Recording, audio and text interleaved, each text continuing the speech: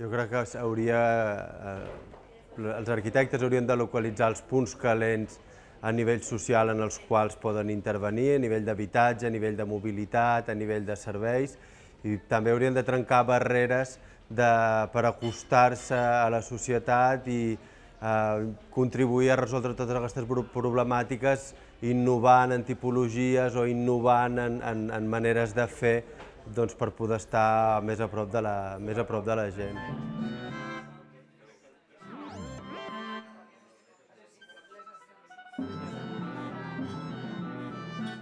Well, for me, the most important transformation in our lives has been the arrival of social media. It's really interesting to realize that in the year 2000 there was absolutely no social media, and it has completely changed the way we live, the way we define what is public and what is private, what is inside and what is outside.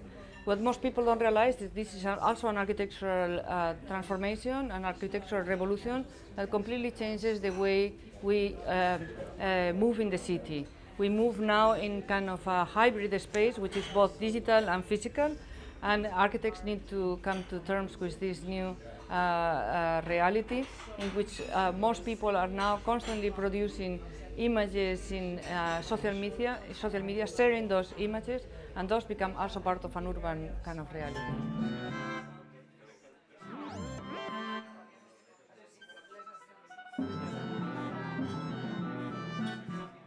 The challenge that I really strongly believe that the Congress needs to engage in right now, and I'm backed up by an awful lot of other people who agree with me on this, is to actually help to find ways to generate a more participatory vision of architecture. So coming together to discuss how we generate genuinely socially participatory processes within society. And that involves breaking from the silo thinking of the past when it comes to governance, bringing out politicians and other industrialists, manufacturers, anybody across the multimodal sectors, coming together in dialogue with architects and other people who may not be trained in architecture to discuss new tools and processes, because that way we can find new ways to solve the challenges of urbanization.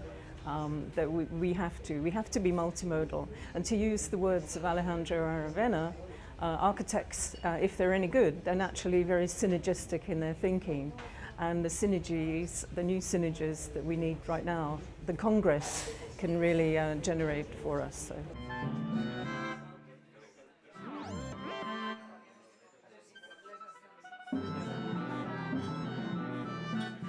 The one challenge really for architects is to be able to engage the community, the wider community of citizens, elected officials, official planners, and still at the same time be able to keep what it is that they do, which is to create form without giving up on the possibility of form to be, exciting, and also to respond to the issues that are before them.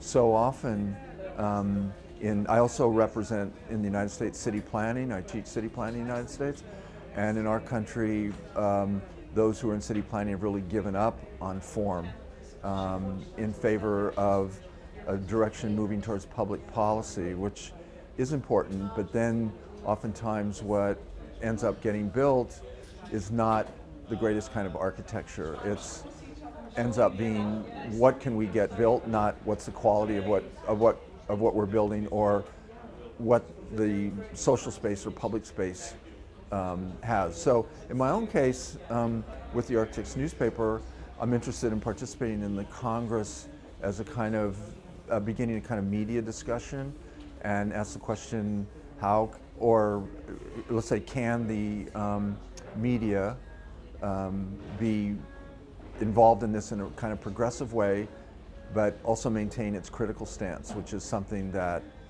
we really think is important to what it is we do. So can we move this discussion forward and still be critical at the same time? And that's the discussion I'd like to create in the Congress, and I look forward to being part of it.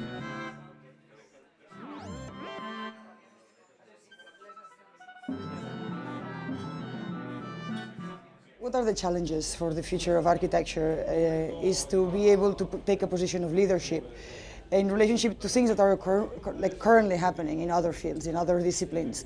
We all hear about the sharing economy. We all know that great things have happened in the way in which we understand our spaces of working, of moving, of living. There is not anymore an idea of private or public anymore. There is a transversal way in which technology has disrupted the way in which we understand the city. So how architecture and architects can take that space, that aspiration of trying to again produce a new commons and transform it into an architectural vision. So this challenge, I think, is in fact the opportunity for architecture to find a new way to move ahead, and I would like to call that the sharing movement. So for me the challenge is really to take ownership of the great opportunity that is in front of us, that is a new collective aspiration within citizenship and also within technology and industry, to try to produce larger forms of understanding.